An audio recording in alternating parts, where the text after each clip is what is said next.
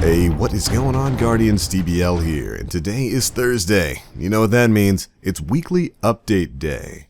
And while that blog from Bungie isn't quite out yet, thanks to Cosmo on Twitter, we've gotten at least a little bit of a sneak peek at what we'll be seeing in this week's This Week at Bungie. I've been saying, certainly for the past week or so, that these upcoming moments of communication with Bungie are going to be extremely important because the player base kind of needs to hear some really big things, some of the really big, most impactful things that they're working on behind the scenes. Here's what you can expect. Iron Banner changes, Armor Masterwork info, raid reward changes, patch note previews, and conversations about shaders. Now, why is that seemingly important to me? Well, because among this list are a few things, a few in-game items that in particular do need to see a change in Destiny 2. Now, of course, Iron Banner is something we've all been kind of questioning and worrying about ever since the most recent faction rally came out. We're wondering if it's going to be very much the same, if it's going to be coming out and there's not really going to be any new weapons, just new armors and new ornaments. And while Bungie has partially addressed that in the past few days, we're still hoping that the Iron Banner is going to be an overall more impactful event than the faction rally was. But beyond that, in Masterworks info, which we're certainly looking forward to, we have the words raid reward changes. And that of course stands out. The raids that are in Destiny 2 right now are of course fantastic. Both the Leviathan and the Eater of Worlds are great overall experiences that really stand out as some of the best content in the game.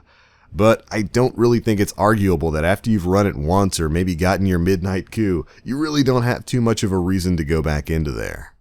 And so those particular bits of content are definitely in need of some changes. Stuff like raid armor sets having special perks that help you out in the raid, or even special perks on weapons that help you out in the raid, akin to what we had back in Destiny 1. Now, it's very likely that what they're talking about here with the raid reward changes are of course the changes coming to drops, making it so that every encounter is guaranteed to drop at least one thing for you. If you'll remember, back in the development update we got a while back, they actually talked a bit about how they were going to be reworking raid rewards. Here's what they had to say then. We're updating raid rewards to make them more unique and interesting. They will now feature mods with raid-specific perks, and we are adjusting the rewards to ensure a raid item drops from each major encounter. The raid vendor will also directly sell Leviathan and Eater of Worlds armor and weapons for purchase with raid tokens and legendary shards. We're also adding a new ghost with raid-specific perks that has a chance to drop from the Leviathan and Eater of Worlds final encounters. We intend to return to creating more raid and other activity-unique rewards in the future.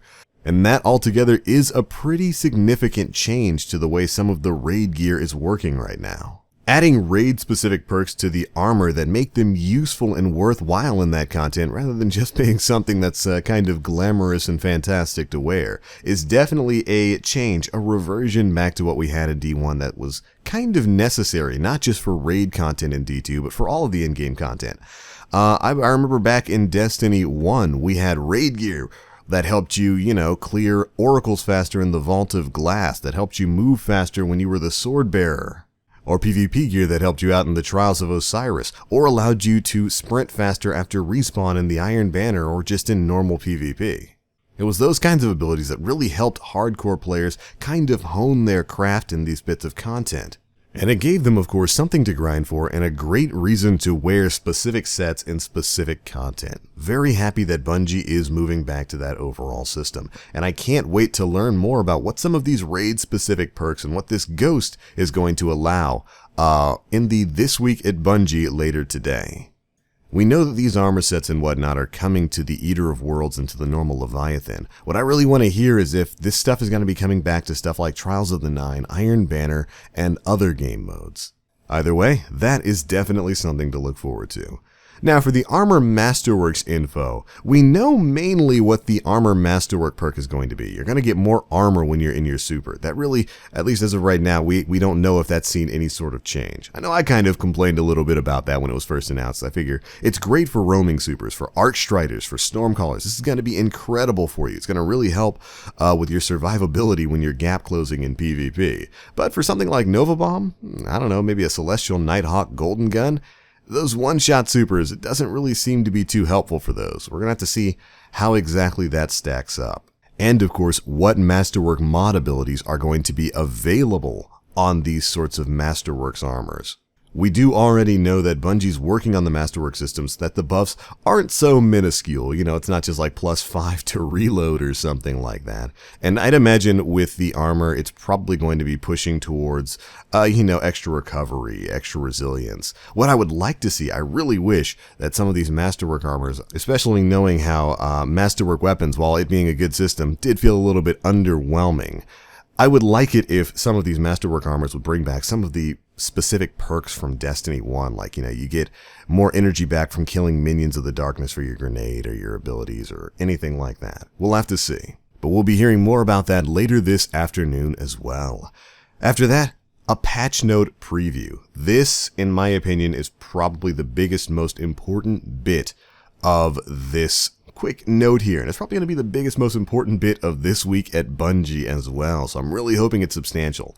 I've said, like, no less than 25 times over the past week or so that the biggest misstep from Bungie thus far has been not talking about sandbox changes. That development blog update we got a few weeks ago was great. It gave us a good roadmap for some of the things that are coming, but in my opinion, the fact that they didn't really talk about any concrete sandbox changes, or not even concrete sandbox changes, just some of the things they're looking at changing with the sandbox, was a big mistake, because the sandbox, in my opinion, is the #1 thing that needs to be addressed with Destiny 2 right now. They need to talk about the way the game plays, the way the game feels in both PvE and PvP, and what we'll be earning through that gameplay.